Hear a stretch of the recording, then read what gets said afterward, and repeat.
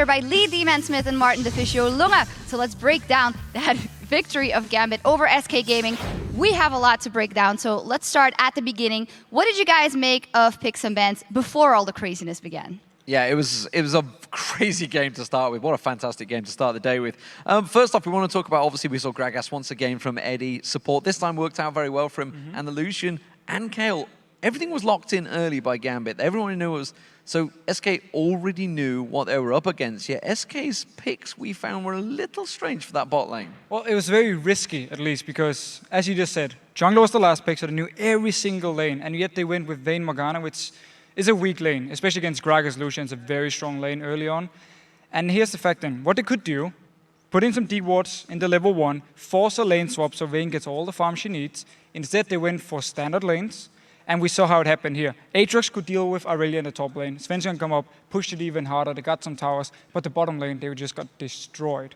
And it's a big issue because Vayne brings absolutely no wave clear. Morgana, of course, brings very little wave clear. And the whole lineup itself had no wave clear. So once they fell behind, Gambit just took full control of every single lane and pressured it down.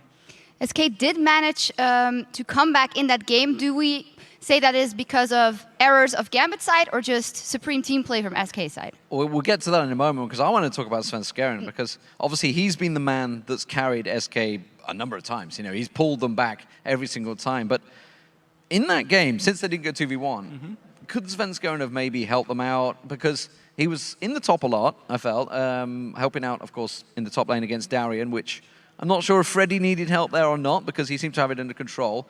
Didn't really help out mid lane, definitely didn't help that bottom lane out. So Svenskeren, he decided to say, I'm going to push the advantage we already have in the top lane to take some towers, get some objective gold for the team.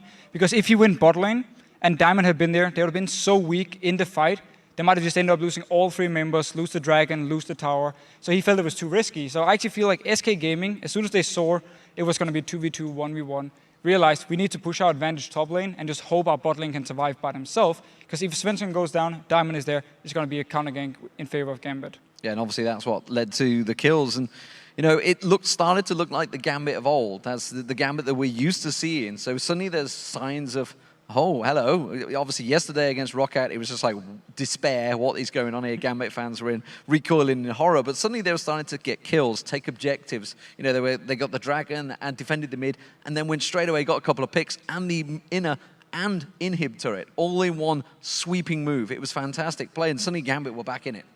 Well, here's the thing. Because there was no wave clear in SK Gaming, they couldn't move out from the lanes at all, so Gambit could just push every single lane down, put some deep wards in, catch out SK when they're out of position, and then out of position here, it was actually Gambit when it came to team fights. We have a replay of it if we just bring it up. It's going to be the team fight down in the bottom lane, where SK Gaming actually gets 4 kills. Now it comes up on our screen here. So remember here, Gambit is very far ahead, and at this point, you should never be able to lose the game. Look at that. They were 15,000 gold, 9-1 up, 8-4 in turrets, completely dominating the game, and yet they lose this fight. Well, at this point, Nick has been playing really well so far. But he's actually the guy who's going to lose the team fight for Gambit. So if we just start rolling it here, hopefully in half speed as well, notice the positioning from Nick. Because as long as he doesn't get too much damage or get knocked up, so he can actually use the intervention on a key target, Gambit are going to be fine. But because here, knock up onto Genja, he gets jumped by Jessis. Nick is right next to him, gets knocked up with him here. Intervention, nowhere near to come out here. He puts it onto himself. Genja is dead. Then he uses his hourglass here from Nick. He's done 0 damage in this fight so far. He'll do a little bit of damage before he dies, but he's actually been pretty much a non-factor in this fight. And he was their key member. As long as he could use his ultimate properly on the target, Jessis would jump. Gambit had won the fight.